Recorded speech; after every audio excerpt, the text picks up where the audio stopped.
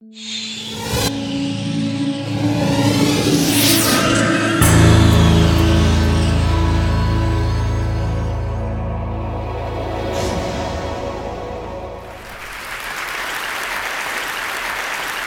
a few minutes ago, I took this picture about 10 blocks from here. This is the Grand Cafe here in Oxford. I took this picture because this turns out to be the first coffee house to open in England in 1650. That's its great claim to fame. And I wanted to show it to you not because I want to give you the kind of, Starbucks tour of historic England, but rather because the English coffee house was crucial to the development and spread of one of the great intellectual flowerings of the last 500 years, what we now call the Enlightenment. And the coffee house played such a big role in the birth of the Enlightenment, in part because of what people were drinking there, right? Because before the spread of coffee and tea through British culture, what people drank, both elite and mass folks drank day in and day out from dawn until dusk, was alcohol, right? Alcohol was the daytime beverage of choice. You would drink a little beer with breakfast and have a little wine at lunch, a little gin, particularly around 1650, and top it off with a little beer and wine at the end of the day. That was the healthy choice, right? Because the water wasn't safe to drink. And so effectively, until the rise of the coffee house, you had an entire population that was effectively drunk all day. And you can imagine what that would be like, right, in your own life, and I know this is true of some of you, if you were drinking all day and then you switched from a depressant to a stimulant in your life, you would have better ideas. You would be sharper and more alert. And so it's not an accident that a great flowering of innovation happened as England switched to tea and coffee. But the other thing that makes the coffee house important is the architecture of the space. It was a space where people would get together from different backgrounds, different fields of expertise, and share. It was a space, as Matt Ridley talked about, where ideas could have sex, right? This was their conjugal bed, in a sense. Ideas would get together there. And an astonishing number of innovations from this period have a coffee house somewhere in their story.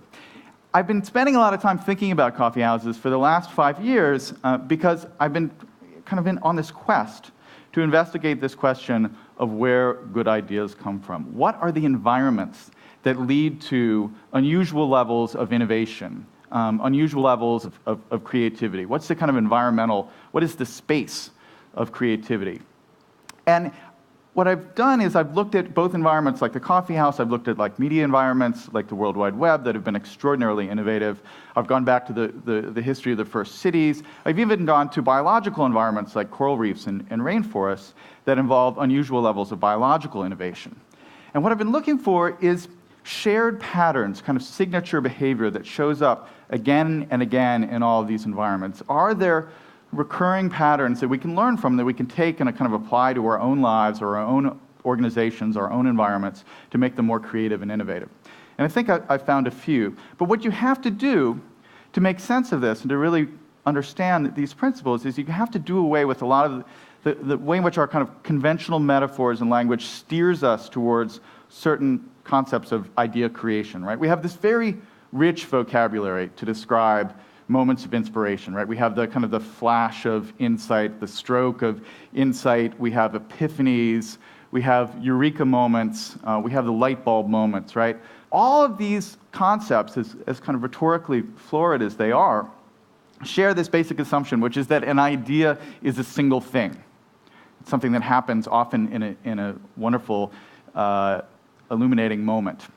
But in fact, what I would argue, and what you really need to kind of begin with, is this idea that an idea is a network on the most elemental level, right? I mean, this is what is happening inside your brain. A new idea is a new network of neurons firing in sync with each other inside your brain. It's a new configuration that has never formed before, right? And the question is, how do you get your brain into environments where these new networks are going to be more likely to form? And it turns out that, in fact, the kind of network patterns of the outside world mimic a lot of the network patterns of the internal world of the human brain. So the metaphor I'd like to use is actually, I can take from a story of a great idea that's quite recent, a lot more recent than the 1650s. A wonderful guy named Timothy Prestero has an organization called Design That Matters. They decided to tackle this really pressing problem of the terrible problems we have with infant mortality rates in in the developing world. One of the things that's very frustrating about this is that we know by getting modern neonatal incubators into any context, if we can keep premature babies warm, basically, it's very simple. We can have infant mortality rates in those environments. So the technology is there. We have these are standard in all the industrialized worlds. The problem is, if you buy a $40,000 incubator and you send it off to a mid-sized village in Africa, it will work great for a year or 2 years, and then something will go wrong, and it will break, and it will remain broken forever. Because you don't have a whole system of spare parts, and you don't have the on-the-ground expertise to fix this $40,000 piece of equipment. And so you end up having this problem where you spend all this money getting aid and all this advanced electronics to these countries, and then it ends up being useless. So what Prestro and his team decided to do is to look around and see what are the kind of abundant resources in these developing world contexts. And what they noticed was they don't have a lot of DVRs, they don't have a lot of microwaves, but they seem to do a pretty good job of keeping their cars on the road, right? There's a Toyota 4Runner on the street in all these places. They seem to have the expertise to keep cars working. So they started to think, could we build a neonatal incubator that's built entirely out of automobile parts? And this is what they ended up coming with. It's called the NeoNurture device. From the outside, it looks like a normal little thing you'd find in a modern Western hospital. In the inside, it's all car parts. It's got a fan, it's got headlights for warmth, it's got door chimes for alarm, it runs off a car battery. And so all you need is the spare parts from your Toyota and the ability to fix a headlight, and you can repair this thing. Now, that's a great idea, but what I'd like to say is that, in fact, this is a great metaphor for the way that ideas happen. We like to think our breakthrough ideas, are like that $40,000 brand new incubator, state-of-the-art technology. But more often than not, they're cobbled together from whatever parts that happen to be around nearby. We take ideas from other people, from people we've learned from people we run into in the coffee shop, and we stitch them together into new forms and we create something new. That's really where innovation happens. And that means that we have to change some of our models of kind of what innovation and deep thinking really looks like, right? I mean, this is one vision of it. Another is Newton and the apple. This is a statue, though Newton was at Cambridge, this is a statue from Oxford, where you're sitting there thinking a deep thought and the apple falls from the tree and you have a theory of gravity. In fact, the spaces that have historically led to innovation tend to look like this, right? This is Hogarth's famous painting of a kind of political dinner at a tavern, but this is what the coffee shops looked like back then. This is the kind of chaotic environment where ideas were likely to come together, where people are likely to have kind of new, interesting, unpredictable collisions, people from different backgrounds. So if we're trying to build organizations that are more innovative, we have to build spaces that, strangely enough, look a little bit more like this. This is what your office should look like. It's part of my message here. And one of the problems with this is that people are actually, when you research this field, people are notoriously unreliable when they actually kind of self-report on where they have their own good ideas or their history of their best ideas. And a few years ago, a wonderful researcher named Kevin Dunbar decided to go around and basically do the Big Brother approach to figuring out where good ideas come from. He went to a bunch of science labs around the world and videotaped everyone as they were doing every little bit of their job. So when they were sitting in front of the microscope, when they were talking to their colleagues at the water cooler and all these things. And he recorded all these conversations and tried to figure out where the most important ideas, where they happened. And when we think about the classic image of the scientist in the lab, we have this image, they're poring over the microscope and they see something, in the tissue sample and, oh, eureka, they've got the idea. What happened actually when Dunbar kind of looked at the tape is that, in fact, almost all the important breakthrough ideas did not happen alone in the lab in front of the microscope. They happened at the conference table at the weekly lab meeting when everybody got together and shared their kind of latest data and findings. Oftentimes, when people shared the mistakes they were having, the error, the noise, and the signal they were discovering. And something about that environment, and I've started calling it the kind of the liquid network, where you have lots of different ideas that are together, different backgrounds, different interests, jostling with each other, bouncing off each other. That environment is, in fact, the environment that leads to innovation. The other problem that people have is they like to condense their stories of innovation down to kind of shorter time frames. So they want to tell the story of the eureka moment. They want to say, there I was standing there, and I had it all suddenly clear in my head. But in fact, if you go back and look at the historical record, it turns out that a lot of important ideas have very long incubation periods. I call this the slow hunch. We've heard a lot recently about, kind of hunch and instinct and kind of blink-like sudden moments of clarity. But in fact, a lot of great ideas linger on sometimes for decades in the back of people's minds. They have a feeling that there's an interesting problem, but they don't quite have the tools yet to discover them. They spend all this time, kind of working on certain problems, but there's another thing lingering there that they're interested in, but they can't quite solve. Darwin is a great example of this. Darwin himself, in his autobiography, tells the story of coming up with the idea for natural selection as a classic eureka moment. He's in his study, it's October of 1838, and he's reading Malthus, actually, on population, and all of a sudden, the basic algorithm of natural selection kind of pops into his head, and he says, at last, I had a theory with which to work. That's in his autobiography. About a decade or two ago, a wonderful scholar named Howard Gruber went back and looked at Darwin's notebooks from this period, and Darwin kept these copious notebooks where he wrote down every little idea he had, every little hunch. And what Gruber found was that Darwin had the full theory of natural selection for months and months and months before he had his alleged epiphany reading Malthus in October of 1838. There are passages where you can read it and you think like you're reading from a Darwin textbook, from the period before he has this epiphany. And so what you realize is that Darwin, in a sense, had the idea, he had the concept, but was unable to fully thinking it yet. And that is actually how great ideas often happen. They fade into view over long periods of time. Now the challenge for all of us is, how do you create environments that allow these ideas to have this kind of long half-life, right? It's hard to go to your boss and say, I have an excellent idea for our organization. It will be useful in 2020. Could you just give me some time to do that? Now, a couple of companies like Google, they have innovation time off, 20% time, where in a sense, those are hunch cultivating mechanisms in an organization. But that's a key thing. And the other thing is to allow those hunches to connect with other people's hunches. That's what often happens. You have half of an idea, somebody else has the other half, and if you're in the right environment, they turn into something larger than the sum of their parts.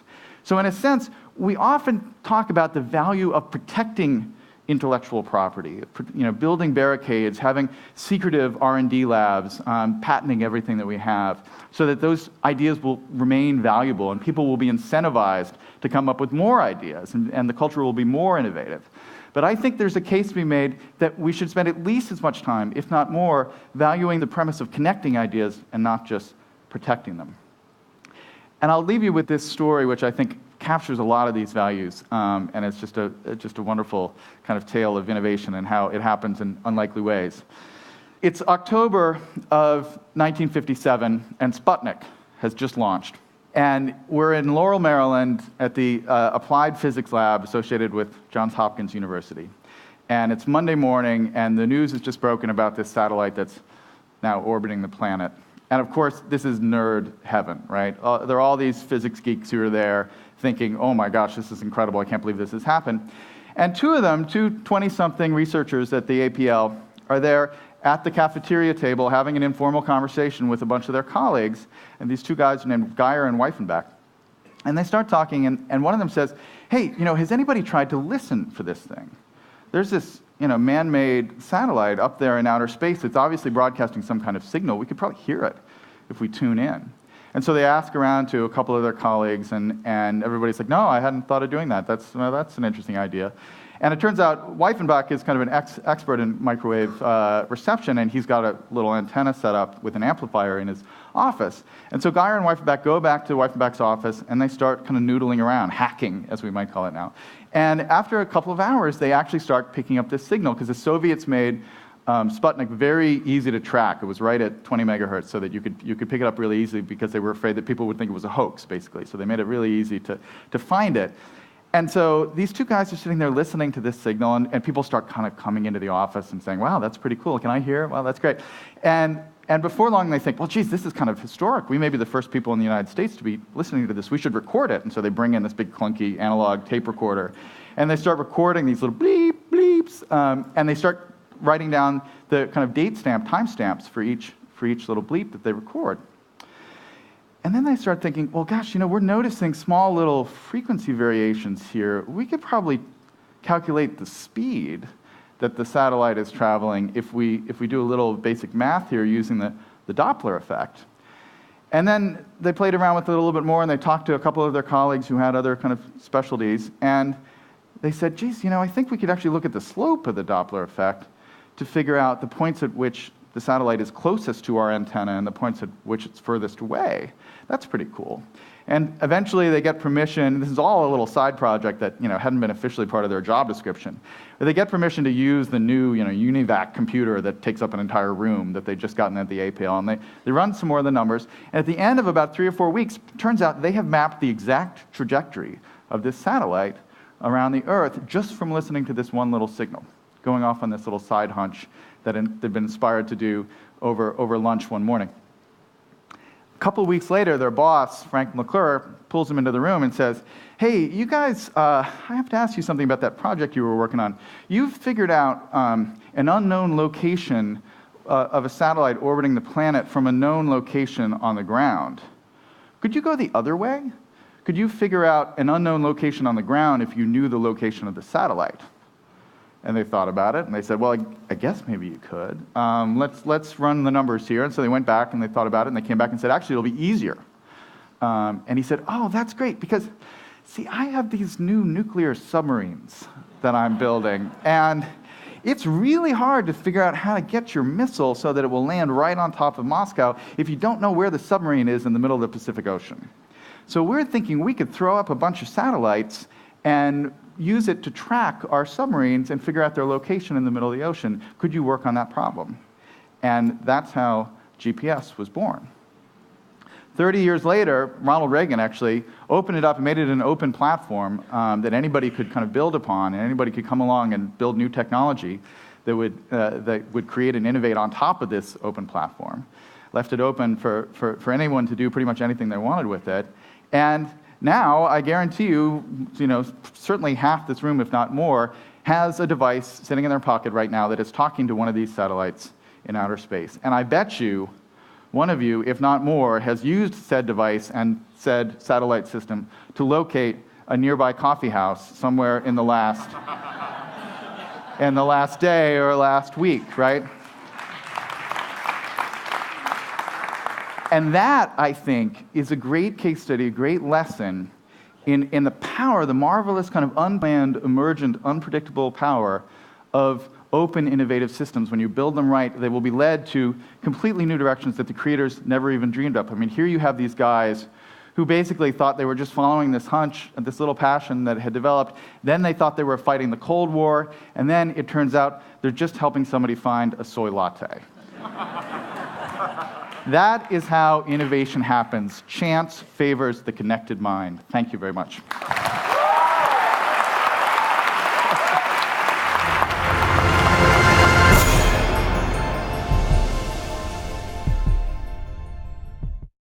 Investment in broadband high-speed internet can help small businesses create new American jobs.